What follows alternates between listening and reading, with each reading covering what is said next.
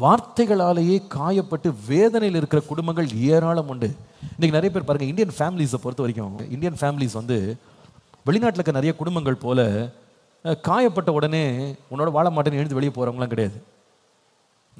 நம்ம இந்தியன் ஃபேமிலிஸே பார்த்தீங்கன்னா ரொம்ப சகிப்பு ரொம்ப ஜாஸ்தி. அப்படியே அவங்க பழக்க வைக்கப்பட்டாங்க. நம்ம அப்படியே சொல்லி கொடுத்துருக்கோம் சின்ன வயசுல, சகிச்சுக்கணும், அமைதியாக போயிடு, எதிர்த்து பேசாத, கொஞ்சம் சாந்தமாக இருந்துக்கோ, பொறுமையாக இரு, இந்த மாதிரிலாம் சொல்லி சொல்லி சொல்லி வீட்டில் வளர்த்துறாங்களா. அதனால எவ்வளோ பிரச்சனை நடந்தால் கூட வெளியே அவங்க சொல்கிறதே கிடையாது, வெளியே யார்ட்டையும் பேசுறது கிடையாது. அப்படியே மனசுக்குள்ளேயே வச்சு அசை போட்டுக்கிட்டு அமைதியாக இருக்காங்க. But that doesn't mean they're all okay. அதனால அவங்க எல்லாம் குணமாக இருக்கிறாங்க, சௌக்கியமாக இருக்கிறாங்கன்னு அர்த்தம் கிடையாது. பாருங்கள், நம்ம ஊரில் வந்து இந்த குடும்பத்தில் வந்து பிரச்சனை வந்துருச்சு, பிரிவினை வந்துருச்சுன்னு சொன்னால் சமுதாயம் வந்து அவங்கள ஏற்றுக்கொள்றது இல்லை. அவங்கள ரொம்ப ஒரு மாதிரி பார்க்குறாங்க இல்லையா. அதனால குடும்பம் பிரச்சனைகள் இருக்குன்றதை வெளியே சொல்கிறதுக்கு எல்லாம் தாங்கிட்டு பேசாமல் இருக்காங்க. அதனால தங்கள் பிரச்சனைகள் வெளியே சொல்கிறது கிடையாது. ஆனால் உண்மை நிலைமையை பார்த்தீங்கன்னா, அவங்கள போய் டீப்பாக உட்காந்து ஆராய்ச்சி பண்ணி அவங்ககிட்ட போய் உட்காந்து பேச ஆரம்பிச்சிங்கன்னா சில கண்ணீரே விட்டுருவாங்க. பாஸ்டர் 20 இயர்ஸாக நான் அந்த ஃபேமிலியில் இருக்கேன், ஆனால் ஒவ்வொரு நாளும் எவ்வளோ ஹர்ட் என் வாழ்க்கையில் இருக்குது, எவ்வளோ காயப்பட்டிருக்கேன் நான். ஒவ்வொரு நாளும் என்னை சபிச்சு, என்னை காயப்படுத்தி, புண்படுத்தி, என்னை வேதனைப்படுத்துகிற வார்த்தைகள் என்னை சொல்லி சொல்லி அவங்கள சுட்டு எடுக்கிறாங்கன்னு சொல்லுவாங்க. அது கணவனாகவும் இருக்கலாம், அது மனைவியாகவும் இருக்கலாம். இன்னைக்கு நிறைய ஃபேமிலிஸ் இருக்கவங்க இப்படி தான் இருக்காங்க. அவங்களோட லைஃப்பை போய் இன்னராக போய் நீங்கள் போய் கொஞ்சம் ரிசர்ச் பண்ணி உள்ளே போனீங்கன்னா அவங்க காலெல்லாம் புண்ணாக இருக்கும், வாழ்க்கையெல்லாம் புண்ணாக இருக்கும். ஏன் தெரியுமா? அவங்க சொல்லுவாங்க, டெய்லி சேற்றிலே தான் நடந்துட்டு இருக்கேன், டெய்லி இந்த அழுக்கு குட்டையிலே தான் நடந்துட்டு இருக்கேன், கான்ஸ்டன்ட்டாக நான் இதே தான் கேட்குறேன், I'm not able to go beyond this. அதனால இருதயத்தில் புண்பட்டவர்களாக, வேதனைப்பட்டவர்களாக, ஒரு மகிழ்ச்சி அவங்க அனுபவிச்சதே அவங்க வாழ்க்கையில் இல்லாத ஒரு காரியமாக இருக்கு. யோசித்து பாருங்க. இன்னைக்கு சில பேர் இதுக்கு ஒரு நியாயப்படுத்துறாங்க. பாஸ்டர் அவர் அப்படி பேசினார், அதனால தான் அப்படி பேசினேன். இது நியாயமா? இது சரி. ஒருத்தர் நம்மளை காயப்படுத்துறாங்க, ஒருவர் நம்மளை தவறாக பேசிட்டாங்க, கணவன் பேசிட்டாரு, மனைவி பேசிட்டாங்க, அதுக்காக நம்ம திரும்ப வந்து அதே தவறாக பேசுவது நியாயமா? யோசித்து பாருங்க. இதுக்கு எப்போதான் முடிவு இருக்கு சொல்லுங்க? சில பேர் இது ஒரு நியாயம். அவரை பேசாமல் இருக்க சொல்லுங்க, அப்போ நானும் பேச மாட்டேன். அவர் கெட்ட வார்த்தை பேசினா நானும் எப்படி தான் பேசுவேன். சில பேர் சொல்லுவாங்க, நீ கெட்ட வார்த்தை பேசுனா அதை விட மோசமா பேசுறதுக்கு எனக்கு தெரியும். இதுல ஒரு பெருமை வேற, இதுல ஒரு பெருமை.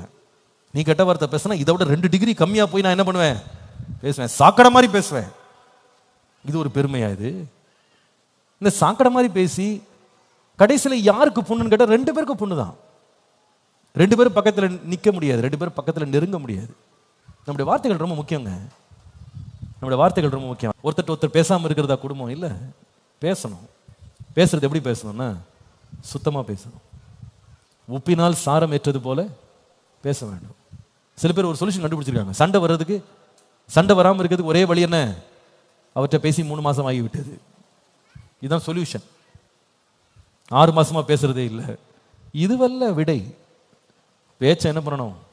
மாற்றிக்கணும். சில பேர் இப்படி பேசாதீங்கன்னு சொன்னாலே கோவம் வந்துடுது. அப்போ நான் பேசவே இல்லை போ, இதுதான் பதில். பேசவே இல்லை போ, பேசவே இல்லை போ. இருக்காது கல்யாணம் பண்ணோம், அதுக்கு நம்ம சன்னியாசியாக வாழ்ந்துருக்கலாமே. பேசுறதுக்காக தான் குடும்பம். ஆனால் பேசுறது எப்படி பேசணும்? ஒழுங்காக பேசணும். உப்பினால் சாரம் ஏற்றது போல பேசணும். நம்ம பேசுகிற பேச்சு உறவை என்ன செய்யணும்?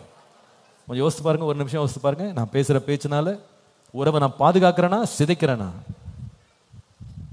என் உறவையே நான் என் கையால் நான் அழிச்சிட்டு இருக்கேன் அப்படின்னா என் வார்த்தைகளை கவனமாக இருக்க கிருபை தாங்க ஆண்டவரே. மனசுக்கு எல்லாத்தையும் பேசணும்னு அவசியம் இல்லை, நான் யோசித்து பேசுகிற கிருபை தாங்க. ஒரு ஆகாரத்துக்கு ருசியை கொடுக்கறதே அந்த உப்பு தான். நம்ம பேச்சு கூட ருசியாக இருக்கணும், கேட்குறவங்களுக்கெல்லாம் இன்பமாக இருக்கணும். நீங்கள் பேச ஆரம்பித்த உடனே கணவன் சொல்லணும்ப்பா நீ பேசிகிட்டே இருப்பா, பேசினா நீ நேரமே போகிற தெரியல, அவ்வளோ இன்பமாக இருக்குன்னு அவர் மறந்து உட்காந்துருக்கணும். மனைவி அப்படி சொல்லணும், பா நீ பேச பேச அவ்வளோ அருமையாக இருக்கப்பா, அருமையாக பேசுகிறீங்க அப்படின்னு.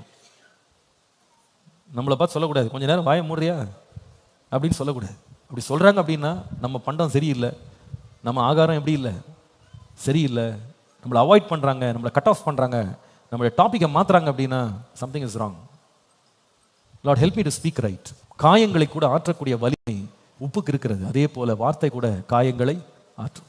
இன்னைக்கு ஒருவேளை இந்த பேசுகிற வார்த்தைகள் இன்னைக்கு சில பேருடைய நீண்ட கால காயங்களை ஆற்றுவதற்கு இது ரொம்ப பிரயோஜனமாக இருக்கும் நான் நம்புகிறேன். நான் உண்மையாக சொல்கிறேங்க, நம்ம வாழ்க்கையில் பிரச்சனைகள் வரும்போது, மனக்கசப்புகள் வரும்போது எல்லா பிரச்சனைக்கும் பாஸ்டர் வரணும்னு அவசியமே இல்லை.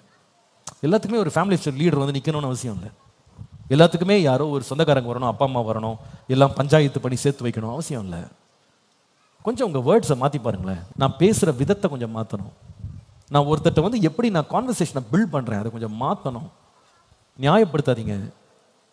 பாதிப்புள்ளாக்குகிற வார்த்தைகளை கொஞ்சம் மாற்றுங்க, கொஞ்சம் மாற்றி பாருங்க. டிஃப்ரெண்டாக பேசுங்க, அன்பா பேசுங்க, கொஞ்சம் தாழ்மையாக பேசுங்க, பக்குவமாக பேசுங்க. நான் சில பேருக்கு சொல்லுவேன், எப்படி பேசுங்கன்னா, கல்யாணத்துக்கு முன்னாடி எப்படி பேசுனீங்களோ அதே மாதிரி பேசுங்க. அதான் பெஸ்ட் மெத்தட். கல்யாணத்துக்கு முன்னாடி எப்படி பேசுவீங்க, அந்த பேச்சை கேட்குற கணவன் எப்படி ஓடி வருவார், எப்படி மனைவி ஆவலா உங்கள் ஃபோனுக்கு காத்துக்கிட்டு இருப்பா. ஏன்னா அப்படி தேனொழுக பேசுனீங்க இல்லையா, அந்த அந்த அந்த டிக்ஷனரியை மாற்றிடாதீங்க, அதே டிக்ஷனரி அப்படியே ஃபாலோ பண்ணுங்க. உங்கள் உறவு என்ன ஆகிடும், என்ன ஆகிடும், எல்லாம் சரியாயிடும் இல்லையா. இப்போ பேசின பேச்சா கல்யாணத்துக்கு முன்னாடி பேசினா கல்யாணமே நடந்திருக்காது. ஆமாம், ஆமாங்க, நடந்திருக்காது. ஒரே ஓட்டம் பிடிச்சிருப்பாங்க. ஐயோ அப்பா, என்ன மாதிரி ஆள் பேசுகிறாரு, எந்த கொலை கொலைக்கிறாருன்னு ஒரே ஓட்டம் ஓடி இருக்கும். அப்போ நம்ம இனிமையாக பேசிவிட்டு ஆளை கல்யாணம் பண்ணி முடித்த உடனே வள்ளுன்னு கொலைக்கக்கூடாது. பேச்செல்லாம் என்ன பண்ணணும், மாற்றிடணும். இந்த ஆண்டவரே மாத்திரக்கு கிருபை. எழுமி நிற்போம், எல்லாரும் எழுமி நிற்போம். அன்றைக்கு வாசிக்கிறோம், ஏசாயாவின் நாவில் அக்கினி தழல் வைக்கப்பட்டதான். அப்போ அவன் சொன்னான், நான் அசுத்த உதடுள்ள மனுஷன் என்று சொன்னான். இன்னைக்கு ஆண்டவரே எனக்கு கூட இந்த நாக்கை கொஞ்சம் ட்ரீட் பண்ணுங்க ஆண்டவரே அப்படின்னு ஆண்டவர்கிட்ட கேளுங்க. இந்த நாக்கு பொல்லாததாக இருக்குது, இந்த பொல்லாத காரியங்களை பேசுகிற நாக்கெல்லாம் என்னை விட்டு எடுத்துட்டு நல்லா பேச கிருபை. நான் சும்மா ஏதோ சிரிப்புக்கு பேசினேன் அப்படின்னு நினைக்காதீங்க. இது ரொம்ப முக்கியமானது. இது பல பிரசங்களை கேட்டு எந்த மாற்றமே இல்லாமல் போயிடக்கூடாது. அப்படி தான் பேசுவாங்க, நல்லா இருந்துச்சு, ஜாலியாக இருந்துச்சு, பேசணும், சிரிப்பாக இருந்துச்சுன்னு எழுந்து போகிறக்கா பிரசங்கம் கிடையாது.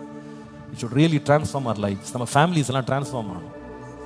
நம்முடைய லாஸ்ட் ரிலேஷன்ஷிப்ஸ்லாம் வி ஷுட் ரீகெயின் இட். அது திரும்ப நம்ம பெற்றுக்கொள்ளணும். கர்த்தாவே கிருபை தாரோன்னு கேளுங்க. எல்லாரும் கண்களை மூடுவோம். இந்த 3 கேள்விகளை கேளுங்க. நான் பேசுகிற பேச்சுனால இத்தனை வருஷம் நான் தொடர்ந்து பேசுகிறேன், ஒய்ஃப்ட்ட பேசுகிறேன், ஹஸ்பண்ட்ட பேசுகிறேன், பேசி என்னுடைய உறவுகளை நான் வந்து ப்ரிசர்வ் பண்ணியிருக்கிறேன்னா அல்லது நான் டிஸ்ட்ராய் பண்ணிடுறேன்னா? கொஞ்சம் யோசித்து பாருங்க. உங்களுக்கு கல்யாணம் ஆகி எத்தனை வருஷம் ஆச்சுன்னு தெரியல, எத்தனை மாதம் ஆச்சுன்னு தெரியல. இந்த few months of your marriage, இந்த few years of your marriage, you been communicating. நிறைய காரியங்களை பேசுறீங்க. ஆனால் பேசுகிற வார்த்தைகளால் உங்கள் குடும்பம் சின்னாபின்னம் ஆயிடுச்சா அல்லது உங்கள் குடும்பம் ரொம்ப நெருக்கமாக வந்திருக்கா? உங்களுடைய சொந்த வார்த்தைகளாலேயே சொந்த குடும்பத்துக்கு ரொம்ப வேதனை கொடுத்துருக்கீங்களா? உறவே கசந்து போகிற அளவுக்கு உங்கள் வாழ்க்கை கொண்டு போயிடுச்சா? சிலர் சொல்கிற வார்த்தைகள் கேட்பதற்கே ரொம்ப வேதனையாக இருக்குது. சில பேர் வந்து கவுன்சிலிங்கில் வந்து சொல்லுவாங்க, pastor, I regret that I chose this girl. இந்த பெண்ணை நான் தெரிந்தெடுத்ததுக்கு ரொம்ப மன வருத்தப்படுறேன் பாஸ்டர் அப்படின்னு சொல்லுவாங்க. சில பெண்கள் சொல்லுவாங்க, நான் தெரியாமல் கல்யாணம் பண்ணிட்டேன் இவரை அப்படின்னு சொல்லுவாங்க. அவங்க எதை பார்த்தாங்கன்னா, உங்கள் வேலையை பார்த்தாங்க, உங்கள் படிப்பை பார்த்தாங்க, தோற்றத்தை பார்த்தாங்க, எல்லாமே பர்ஃபெக்ட் மேட்ச் மாதிரி தெரிஞ்சது. பட் கல்யாணத்துக்கு அப்புறமா ஒருத்தரோட பேசுகிற விஷயம் இருக்குது பார்த்தீங்களா, அதுலேயே அவங்க என்ன செஞ்சுட்டாங்கன்னா, உங்கள் பணம் கூட வேணாம், உங்கள் வேலை ஒன்றும் பெருசு இல்லை, உங்கள் தோற்றம் ஒன்றும் பெருசு இல்லை, உங்கள் சொத்து சுகம் எதுவுமே பெருசு இல்லை, இவரோட வாழ்றதே எனக்கு கஷ்டமாக இருக்குன்னு சொல்கிறாங்க. Please consider this. Please don't take it lightly, because your words R damaging your relationship. உங்களுடைய உறவுகளை அது ரொம்ப பாதிக்குது. மறந்துடாதீங்க. எத்தனை நாள் இதே மாதிரி பேசி நம்முடைய உறவுகளை கொல்ல போறோம் சொல்லுங்க? உப்பை போல உறவுகளை பதப்படுத்துகிற வார்த்தைகளாக என் வார்த்தை இருக்கட்டும் ஆண்டவரே. வீண் வார்த்தைகளை என்னை விட்டு எடுத்து போடும், காயப்படுத்தி கெடுக்கிற வார்த்தைகள் என்னை விட்டு எடுத்து போடும் ஆண்டவரே. நான் 2 வார்த்தை பேசினா கூட என் உறவை மேம்படுத்தத்தக்கதாக, எங்களை நெருக்கமா கொண்டு வர்றத்தக்க வார்த்தைகளை பேசுறதுக்கு ஞானம் தாங்கப்பா. உப்பு இனிமையை வெளியே கொண்டு வரும், ருசியை வெளியே கொண்டு வரும். Let your beauty be exposed with your words. உங்களுடைய அழகு, உங்களுடைய மென்மைகள் இந்த வார்த்தையினால வெளியே வரட்டும். Look beautiful with your words. சில பேருடைய தோற்றம் ரொம்ப அழகா இருக்கு, வார்த்தைகள் ரொம்ப அருவருப்பா இருக்கு. And people really don't like you. People really don't value you. நீங்க நினைக்கிறீங்க அழகுதான் எல்லாம் அப்படியே வசீகரிக்குது, எல்லாரையும் அப்படியே கவருதுன்னு. கிடையாது. It's not your money, it's not your talents, it's not your gifts. அதெல்லாம் வந்து ஜனங்களை தூரத்தில் இருக்கும்போது அட்ராக்ட் பண்ணும். ஆனால் ஒருத்தரை வந்து தொடர்ந்து பயணிக்க வைக்கணும்னா வேர்ட்ஸ் ஆர் வெரி இம்பார்ட்டன்ட். ஆண்டவரே, என் வார்த்தைகளை கொஞ்சம் சரி பண்ற கிருபை தாங்க. Are you healing are you hurting? சில பேருக்கு கணவனை குற்றம் சொல்லியே ஒரு பிழப்பு மாதிரி அது ஆயிடுச்சு. எவ்ரி டே ஏதாவது ஒரு தவறு சொல்லிட்டே இருப்பாங்க. அவரை வந்து திரும்ப திரும்ப திரும்ப திரும்ப ஊன் பண்ணிக்கிட்டே இருப்பாங்க. as if he is a nobody. அவர் ஒன்றுக்குமே உதவாதவர் போல. வேற யார்ட்டையாவது போய் அவரை பற்றி இன்ட்ரோடியூஸ் பண்ணால் கூட 2 வார்த்தை அவரை பற்றி குறை சொல்லாமல் உங்களால் கான்வர்சேஷன் முடிக்க முடியாது. சில பேர் மனைவிக்கு அப்படி செய்வாங்க. எதை எடுத்தாலும் ஒரு தவறு சொல்லி அவங்கள காயப்படுத்தி, அவங்கள மட்டப்படுத்தி, அவங்கள குற்றப்படுத்தி, அவங்கள ஒரு கேவலமான ஒரு பிக்சர் காமிச்சு அவங்கள அப்படி ப்ரொஜெக்ட் பண்ணுவாங்க. I think that's not going to help your family. Save your family, my brothers and sisters. குடும்பத்தை காப்பாற்றுங்க. அப்படியே கண்களை மூடி இருக்கும்போது தயவுசெய்து எதையுமே நியாயப்படுத்தாதீங்க. ஆண்டவரே, என் வார்த்தைகளை மாற்றுறது கிருபை தாங்க. வாயை திறந்து ஒரு நிமிஷம் அப்படியே கரங்களை உயர்த்தி ஆண்டவர்ட்ட ஜெபம் பண்ணுவோம்.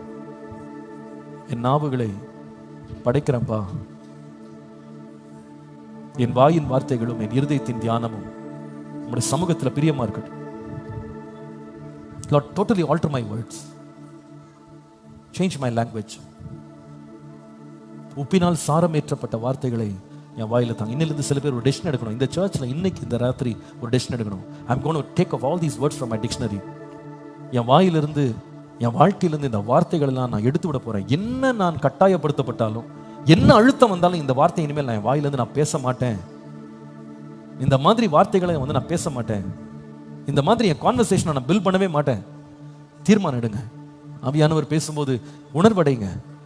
ஆண்டவர், அடிக்கடி அந்த வேர்டை யூஸ் பண்ணி நான் ரொம்ப ஹர்ட் பண்ணியிருக்கேன்ப்பா. இனிமேல் அந்த வார்த்தை என் வாயிலிருந்து வராது. நான் தீர்மானம் எடுக்கிறேன். I want to take off all these words from my vocabulary. என்னுடைய முழு டிக்ஷனரியிலிருந்து எடுத்துடுறேன். இனிமே என்ன கட்டாயம் வந்தாலும், என்ன அழுத்தம் வந்தாலும், எவ்வளவு பிரச்சனை வந்தாலும் அந்த வார்த்தை இனிமேல் என் வாயிலிருந்து நான் பேச மாட்டேன். சமாதானத்தை தேடுவேன். எனக்கு கிருபை தாங்கப்பா, கிருபை தாங்கப்பா. என் உறவுகளை பாதுகாத்துக்கொள்ள கிருபை தார். ஆண்டவரே, எங்க வாயை சுத்தமாக்குங்க, என் நாவை சுத்தமாக்குங்க. நாங்க சில காரியங்களை அறியாம செஞ்சுட்டோம். நாங்க நியாயப்படுத்துறோம் பேசியே எங்க குடும்பத்தை நாங்க கெடுத்து போட்டோம். உப்பை போல பண்படுத்துகிற, பாதுகாக்கிற வார்த்தைகளை பேசுறதுக்கு ஞானம் தாங்க. எங்க வாழ்க்கையின் ருசியை வெளியே கொண்டு வருகிற உப்பை போல எங்க வார்த்தைகளை மாற்றுங்க. காயங்களை ஆற்றுகிற உப்பை போல எங்கள் வார்த்தைகள் காயங்களை ஆற்ற கிருபை தாரும். பட்டை குத்துகள் போல நாங்கள் பேசக்கூடாது. ஆரோக்கியமுள்ள நாவுகள் எங்கள் நாவு மாறட்டும். எங்களோடு பேசின வார்த்தைகளை எங்கள் வாழ்க்கையிலே நாங்கள் நடைமுறைப்படுத்த உதவி செய்யும். இங்கே மாத்திரமல்ல, ஆன்லைன்ல பல இடங்கள்லேருந்து இந்த வார்த்தையை கேட்டுக்கொண்டிருக்கிறார்கள். ஆண்டவரே, ஒவ்வொருவருடைய குடும்பத்திலையும் ஒரு சேஞ்சை நீங்க உண்டாக்குங்க, ஒரு மாற்றத்தை உண்டாக்குங்க. அறியாமல் செய்த குற்றங்களை எங்களுக்கு மன்னிங்க, தயவாக மன்னிங்க. எங்கள் வார்த்தைகளை மாற்றி எங்கள் வாழ்க்கைகளை நீங்க சீர்படுத்தி எங்கள் குடும்பங்களை கட்டி எழுப்பும், உறவுகளை சீர்படுத்தும் உதவி செய்யுங்க. இயேசுவின் நாமத்தில் பிதாவே.